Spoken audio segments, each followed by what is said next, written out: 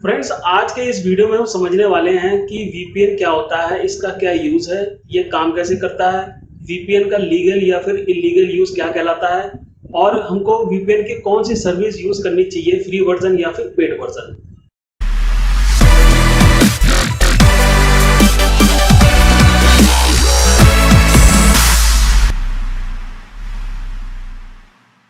तो फ्रेंड्स, ये जो है वीडियो दो पार्ट में होने वाला है। पहले पार्ट में मैं आपको बताऊंगा कि वीपीएन क्या होता है, इसका क्या यूज है और वीपीएन काम कैसे करता है। और दूसरे वीडियो में मैं आपको बताऊंगा कि वीपीएन का लीगल या फिर इलीगल यूज क्या कहलाता है और वीपीएन की हमको कौन सी सर्विस यूज करनी चाहिए, फ्री वर्जन या फिर पेड वर्जन। तो इस वीडियो को मैं दो पार्ट में इसलिए बना रहा हूँ कि अगर मैं एक में ही बना दूंगा ये सारे टॉपिक्स तो वीडियो बहुत ज्यादा बड़ा हो जाएगा, इसलिए मैंने इसको दो पार्ट में बनाया है। तो पहले पार्ट में आइए समझते हैं कि वीपीएन क्या होता है, इसका क्या यूज है और वीपीएन काम कैसे करता है। तो वीपीएन यानी कि वर्चुअल प्राइवेट नेटवर्क, ये एक तरह का नेटवर्क है जिसका इस्तेमाल प्राइवेट नेटवर्क और वाईफाई की सिक्योरिटी के लिए किया जाता है। ये एक तकनीक है जिसका यूज करके आप अपनी इंफॉर्मेशन और डाटा को हैक करने से बचा सकते हैं। तो एग्जाम्पल के तौर पे पहला इस्तेमाल इसका समझते हैं कि अगर आप किसी पब्लिक प्लेस पे हैं जैसे कि होटल या फिर रेलवे स्टेशन और आप वहां के वाईफाई से कनेक्ट करके आप अपने मोबाइल पे इंटरनेट का यूज कर रहे हैं, तो हो सकता है आपका डाटा या फिर इंफॉर्मेशन लीक हो जाए। लेकिन अगर आप वीपीएन सर्विस का यूज करके ऐसा करते हैं तो आपका डाटा जो है वो सिक्योर रहता है। तो यही कारण है कि वीपीएन सर्विस का इस्तेमाल ज्यादातर ऑनलाइन बिजनेस करने वाले ट्रेडर्स, ऑर्गेनाइजेशन और गवर्नमेंट एजेंसियां या कुछ इसी तरह के लोग करते हैं ताकि वे अपने डाटा और इंफॉर्मेशन को लीक करने से बचा सके। और इसका दूसरा इस्तेमाल क्या है कि अगर आपकी लोकेशन पे या आपके आईपी एड्रेस पे कोई वेबसाइट ब्लॉक है तो आप वीपीएन सर्विस का यूज करके उस ब्लॉक वेबसाइट को अपने कंप्यूटर या फिर मोबाइल में ओपन कर सकते हैं। तो ये दो तरह के यूज मैंने अभी आपको बताया। तो आइए चलते हैं फ्रेंड्स कंप्यूटर की स्क्रीन पे और समझते हैं कि वीपीएन काम कैसे करता है। तो फ्रेंड्स, अगर आपको मेरा वीडियो काम का लग रहा है तो आप मेरे वीडियो को अभी लाइक कीजिए और चैनल को अभी सब्सक्राइब कर लीजिए। तो आइए अब आगे बढ़ते हैं। तो आइए समझते हैं कि वीपीएन काम कैसे करता है। तो मैं आपको यहाँ पे दो एग्जांपल बताऊंगा। पहले एग्जांपल में बताऊंगा कि अगर आप वीपीएन का यूज़ नहीं कर रहे हैं तो डाटा फ्लो कैसे होता है, यानी कि आपकी डिवाइस में वेबसाइट कैसे ओपन होती है। और दूसरे एग्जाम्पल में हम समझेंगे कि अगर हम वीपीएन सर्विस का यूज़ कर रहे हैं तो हमारे कंप्यूटर में वेबसाइट कैसे ओपन होती है या फिर हमारी डिवाइस में वेबसाइट कैसे ओपन होती है। तो पहला एग्जाम्पल है हमारा कि अगर हम वीपीएन सर्विस यूज़ नहीं कर रहे हैं तो हमारे डिवाइस में वेबसाइट कैसे ओपन होती है। तो आप कोई भी एक डिवाइस यूज़ कर रहे हैं जैसे कि कंप्यूटर या फिर मोबाइल, और आप ब्राउज़र ओपन करते हैं और एड्रेस बार पे वेबसाइट का नाम टाइप करते हैं। तो फॉर एग्जांपल अगर आप टाइप करते हैं google.com और एंटर प्रेस करते हैं तो ये जो इन्फॉर्मेशन है ये आईपी की सहायता से आपके आईएसपी के पास जाती है, यानी कि इंटरनेट सर्विस प्रोवाइडर जो भी आपका है उसके पास जाती है।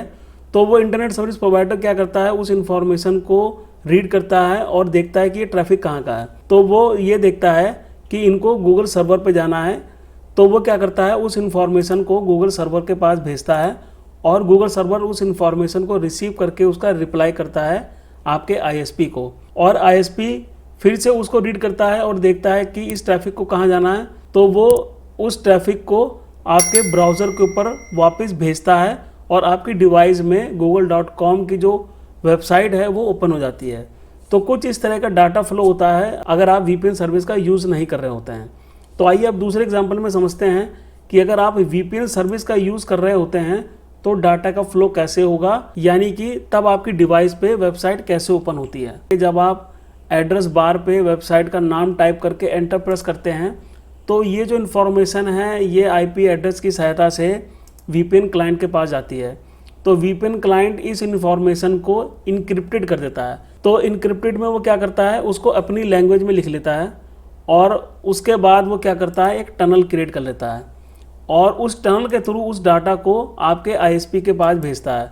तो इंटरनेट सर्विस प्रोवाइडर उस इन्फॉर्मेशन को रीड करता है, तो वो ये देखता है कि इस ट्रैफिक को वीपीएन सर्वर के पास जाना है, ना कि गूगल सर्वर पे, बल्कि एक्चुअल जो ट्रैफिक है वो गूगल सर्वर का होता है, लेकिन उसको इसमें इंफॉर्मेशन मिलती है कि इनको वीपीएन सर्वर के पास जाना है। तो वो उसको क्या करता है, उस इंफॉर्मेशन को या फिर उस डाटा को वीपीएन सर्वर के पास भेजता है और वीपीएन सर्वर उस डाटा को रिसीव करता है और उसको डिकोड करता है। तो जब वो डिकोड करता है तो वो ये पाता है कि ये जो ट्रैफिक है ये गूगल सर्वर का है। तो वो क्या करता है, उस इंफॉर्मेशन को गूगल सर्वर पे सेंड करता है और गूगल सर्वर उस इंफॉर्मेशन को रिसीव करके रिप्लाई करता है वीपीएन सर्वर को। वीपीएन सर्वर क्या करता है, उसको दोबारा से इनक्रिप्टेड कर देता है, यानी कि अपनी लैंग्वेज में उसको लिख लेता है इन्फॉर्मेशन को और आपके आईएसपी के बाद भेजता है। अब आईएसपी उसको रीड करता है और ये पाता है कि इस ट्रैफिक को वीपीएन क्लाइंट के पास जाना है, तो वो उसको इस वीपीएन क्लाइंट के पास भेजता है। वीपीएन क्लाइंट क्या करता है, उस इंफॉर्मेशन को दोबारा डिकोड करता है और आपके ब्राउज़र के ऊपर उसको भेज देता है। ब्राउज़र क्या करता है, google.com की वेबसाइट को आपकी डिवाइस में ओपन कर देता है। तो कुछ इस तरह का डाटा फ्लो होता है जब आप किसी वीपीएन सर्विस का यूज़ कर रहे होते हैं। तो जैसे कि मैंने वीडियो की शुरुआत में आपसे कहा था कि अगर आप वीपीएन सर्विस का यूज़ कर रहे हैं तो आपका डाटा और प्राइवेसी दोनों ही सिक्योर होती हैं।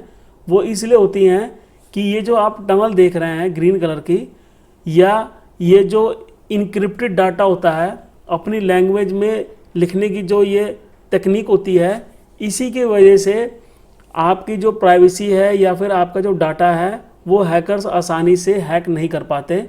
और इसका दूसरा बेनिफिट क्या होता है, अगर आपके आईपी एड्रेस पे या फिर आपकी लोकेशन पे कोई वेबसाइट ब्लॉक है तो भी आप जो है वीपीएन सर्विस का यूज़ करके उस वेबसाइट को ओपन कर सकते हैं अपनी डिवाइस में।